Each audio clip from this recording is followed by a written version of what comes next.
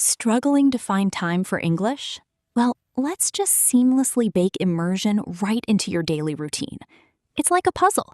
We map vocabulary, commuting podcasts, reading, speaking, and some nighttime reflection onto your day. Anchor that habit right away. A quick vocab review while your mind is completely fresh sets the tone. So don't just reread. Actively force your brain to recall yesterday's words, because that little struggle actually builds memory. Next up, let's transform dead time into growth time. Commutes and chores are literally perfect learning opportunities. Multitasking totally works here. Just passively listen to an English podcast while sweeping or driving to train your ear. Okay, shift from passive listening to active focus. Grab a seat, settle in, and get some reading done. Start small to stay consistent. One short news article or just a single book chapter is plenty.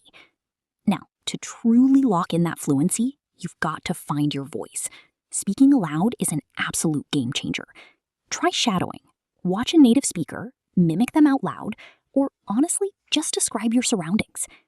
As the day winds down, your brain is primed. Use a quiet evening reflection to consolidate your hard work. Celebrate the new words you totally nailed today, and then pinpoint the exact challenges you'll tackle tomorrow. Your whole day is an effortless classroom now. So, what's the very first word you're going to conquer tomorrow?